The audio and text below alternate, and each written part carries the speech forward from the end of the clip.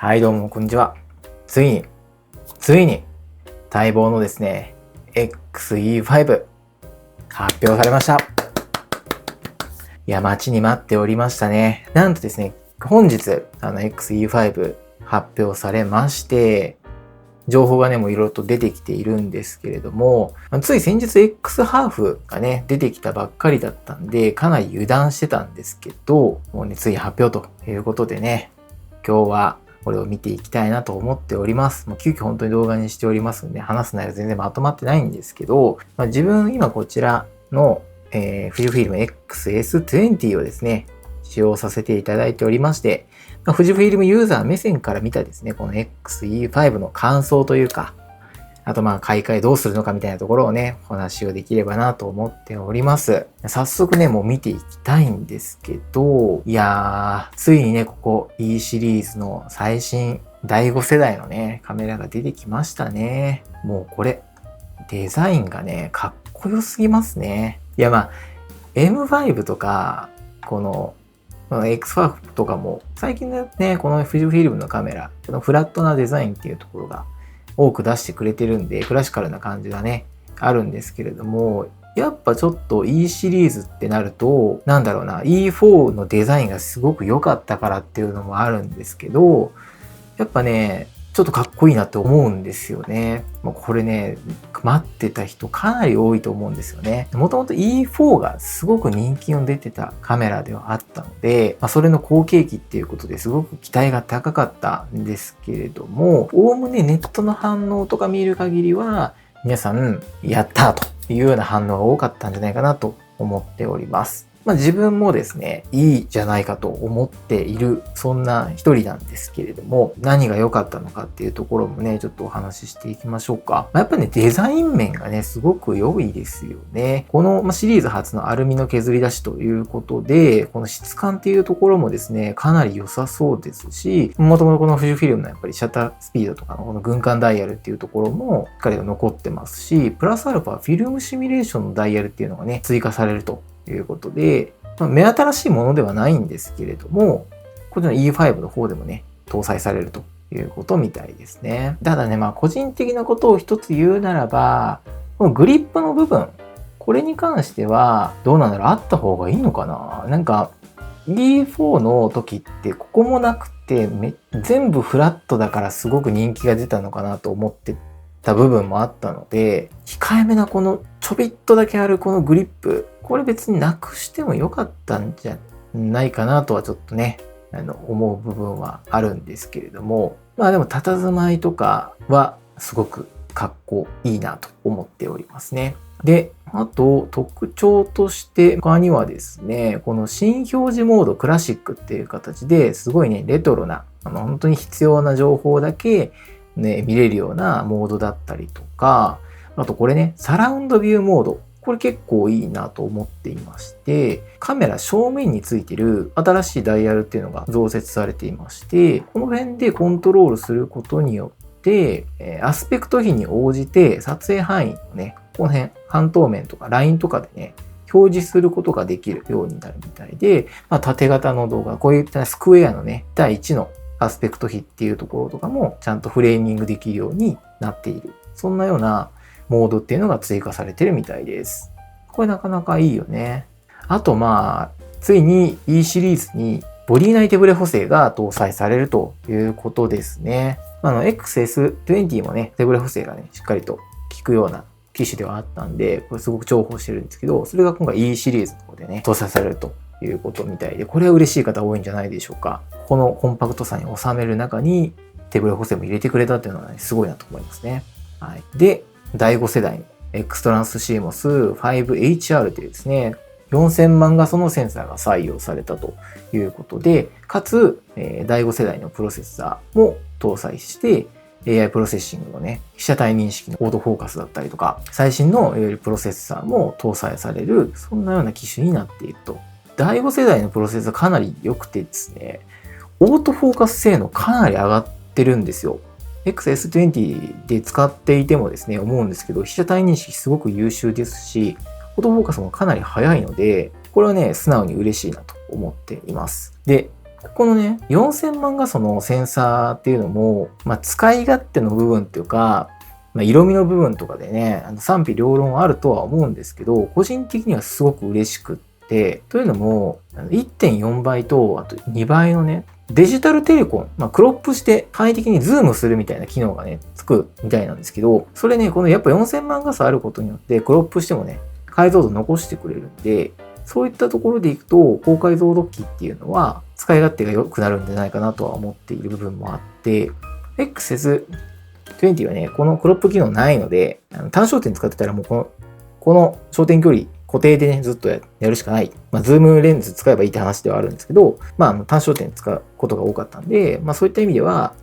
その機能すげえ羨ましいなと思ってたんですけど、今回ね、この XE5 の方でも、そのテレコン機能っていうのがついて、かつ、4000万画素もあるので、画質は残しつつ、クロップして疑似的にズームができるというところはすごくね、いいなと思っております。で、正直、スペック面的には XT50 とですね、ほぼほぼ一緒っぽいんですよね。中身的には。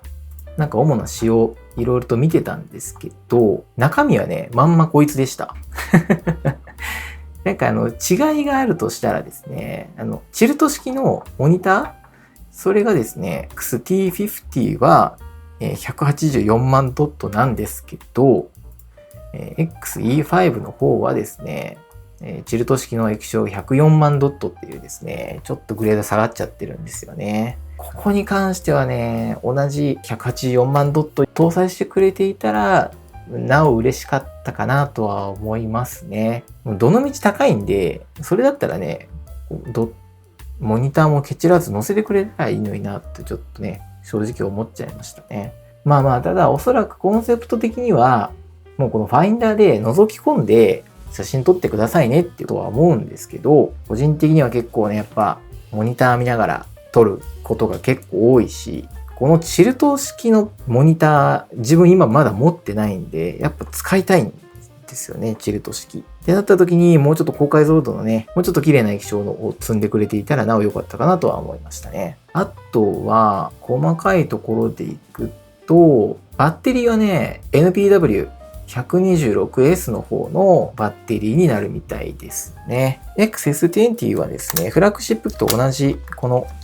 大容量のバッテリーが採用されていたので、とても良かったんですけれども、今回はね、こちらのバッテリーではなくて、126S ということみたいなので、バッテリー持ちっていうところは気になっちゃうんじゃないかなと思っていますね。撮影枚数っていうところも、だいたい300枚ぐらいとなっていますし、動画に関してもね、基本はもう40分ぐらいになってますね。ただこれに関しても、正直、この XE5 で動画を撮る人っていうのはあんまいないのかなと思っていますので、本当に写真機としてね、300枚撮れればいけるでしょということなのかなと思っています。これで1日撮影するみたいなのは多分もう想定してないんだと思う。極論ですけどね。重量もね、バッテリー、メモリーカード含めても 445g となっていまして、でも XS20 はね、491g なので、40数 g 軽くなると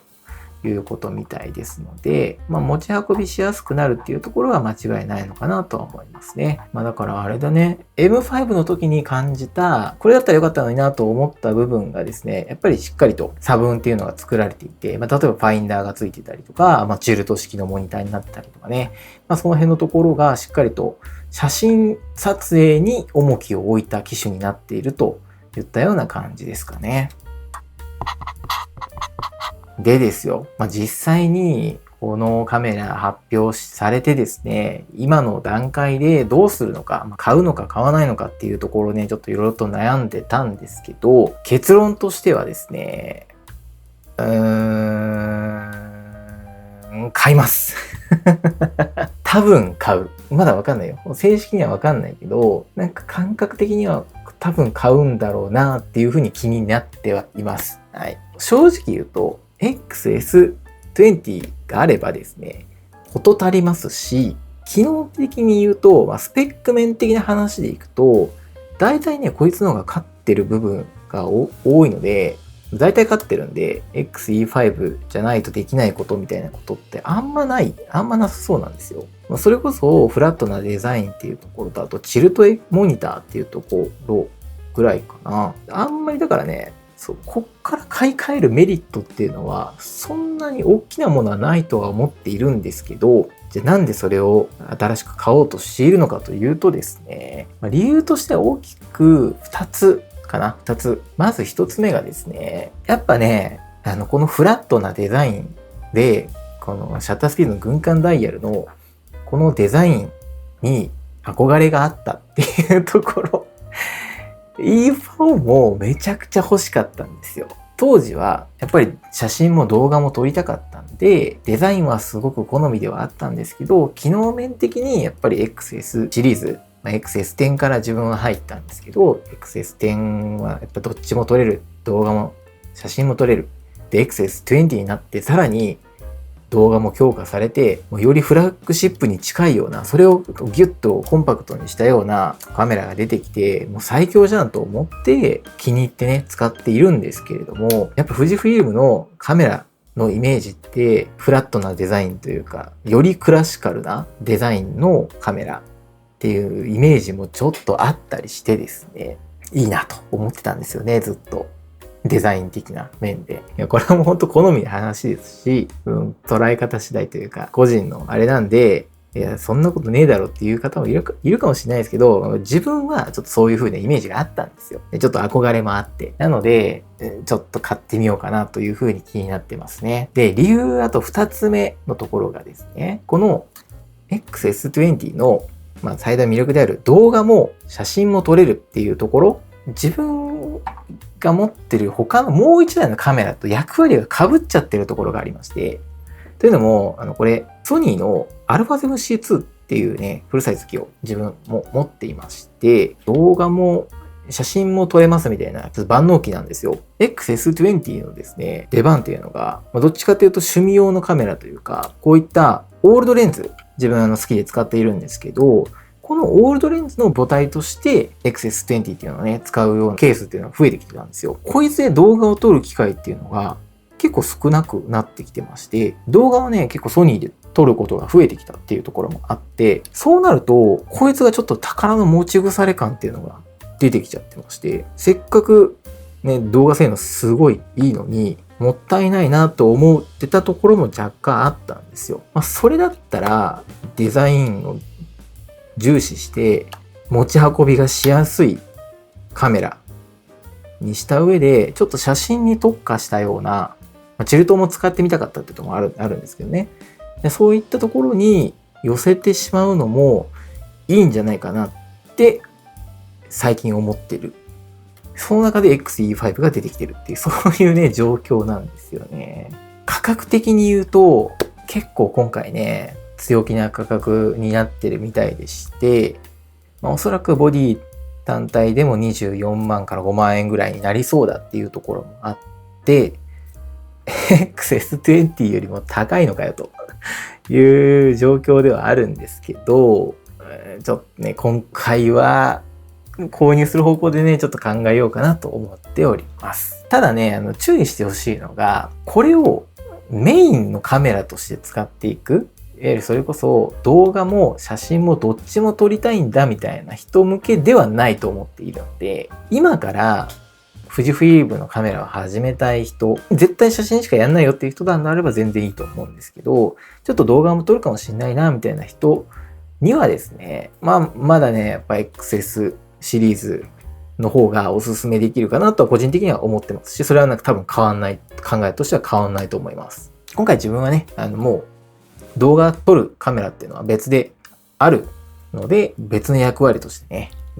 E5 にしようかなと思っておりますね。そうだからね、難しいところではあるんですよね。初めて富士フイルムのカメラを買いますみたいな。初めて買うカメラとしてどれがおすすめですかって言われたら E5 は全然おすすめではないんですけど、それだったらもう全然ね S20 の方がおすすめできるカメラではあるんですけど、ただね、いかんせん売ってないんですよ、今。これ見て、これもうここもさ、購入ページ行ってるんですけど、アウトレット品しかないんですよ。もうね、新品売ってなくてディスコになっちゃってて、そんなことあるって思いながらこれ見てますけど、S シリーズのだって最新シリーズですよ。発売したのいつ ?2024 年とかじゃなかったっけ？ 1 年ちょっとでしょ。早いよ、なくなるのが。もっとこれ本当はおすすめしたいのに。初めてね、一眼カメラを買うって人向けに、絶対いいと思うけどな。いやでもまあちょっとそういう路線じゃなくなってるのかもしれないですね。まあ価格帯もかなり上がってきてますし、まあだからそれはもう今 M5 がそういう立ち位置なのか、ちょっと企業の戦略のところまではもうわかんないんで、なんとも言えないんですけど、まあただまあ、この XE5 っていうところは、どちらかというとね、写真に特化したような